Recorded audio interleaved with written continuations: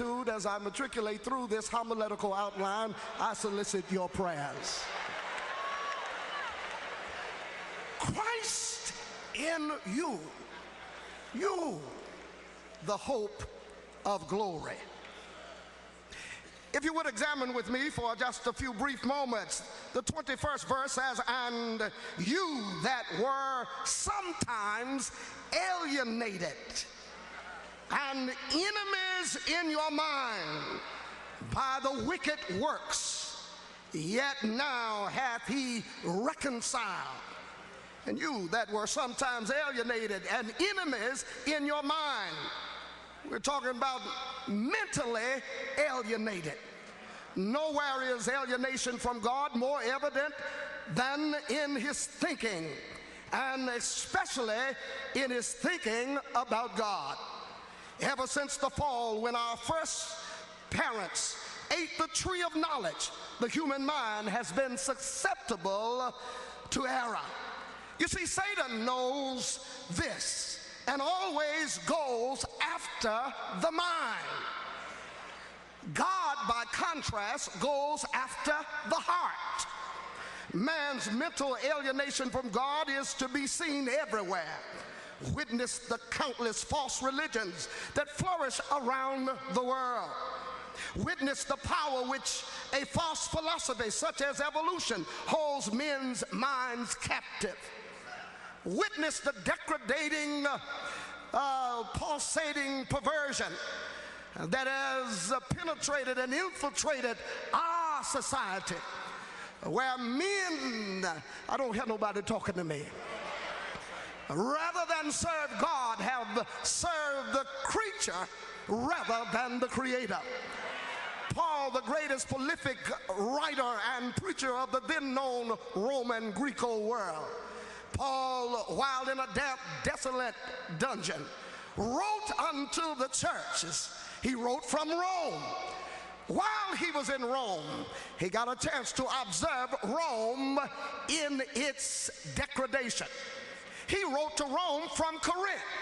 And I found out that he heard, even though he had never been to Rome, prior to writing to Rome, he had heard things that were going on in Rome. He heard it from those who had been chased out of Rome by the persecution that had been placed upon them by the empirical, dogmatic leadership of Rome and its Caesars. Such couples like Priscilla and Aquila, who left Rome and went to Corinth. And after getting to Corinth, they house and allow Paul to reside with them. They tell him of the devastation of Rome. They tell him in such a fashion till Paul immediately places his pen in hand and begins to write unto the church at Rome. There are three types of people that were in Rome. There were heathens, hypocrites, and Hebrews. He wrote to the heathens in the first chapter. And while he was writing to the heathens, the godless heathens in Rome, you can hear the Hebrews and the hypocrites shouting, amen. Listen to the writings as he writes. He writes to them concerning their perversion. He says, and God gave them up over unto a reprobated mind, because when they knew God, they glorified him not as God.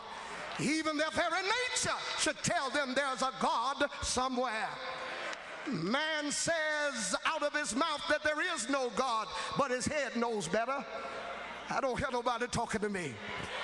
Yes, God used Paul to speak to the perversion in Rome. What does Paul say to them? He says, God will give you up over unto a reprobated mind. Why? Because you have given yourself to the lust of your own flesh. And when you give over unto flesh without a balance anchoring in God, it will lead you off into perversion. The kind that is absurd, the kind that ought to be forbidden. They had gone into men with men, women with women. It has never been the will of God that two brothers should be backing up on one another. It has never been the will of God for you to be rubbing your rusty mustache against another man's nasty beard. It has never been the will of God for women to be flashing themselves at other women. I don't hear nobody talking to me. If you can't say amen, say out, say have mercy, but say something.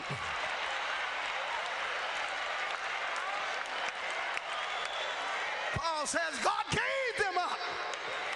And don't you sit up here and think it's all right.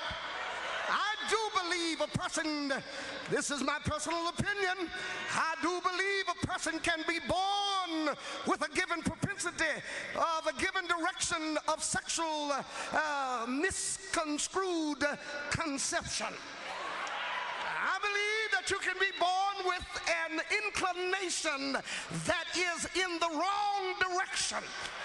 I believe if you can be born physically deformed, you can be born psychologically out of order. But no matter how you've been born, believe me that there is power in the gospel enough to bring deliverance to your soul.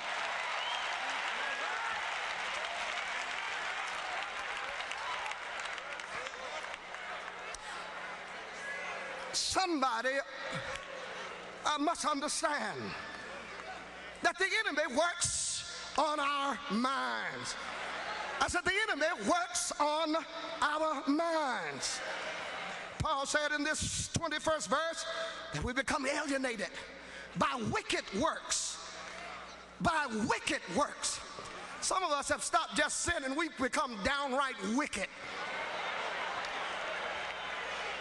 Look at your neighbor, tell him you bad, shout on this. Tell him you was up a minute ago, tell him shout on this here. Look at him, say get on this, get shout on this. Kawasaki motorcycle on this here.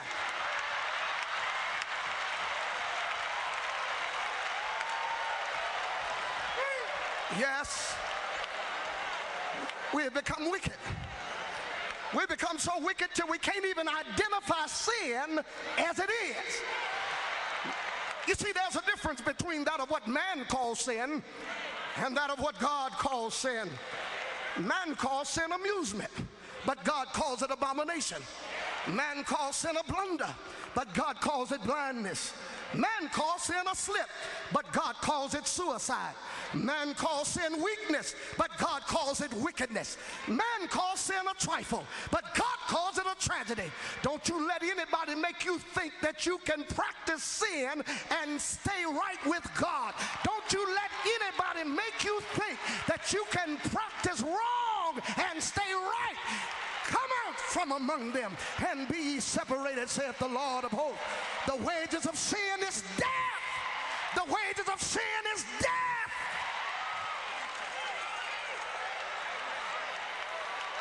Paul says to the church at Colossus, you have become alienated. I wish I could get a hey, hey.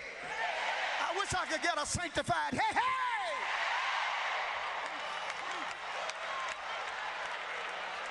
Paul says, you have become alienated. You as believers, you become alienated by your wicked works.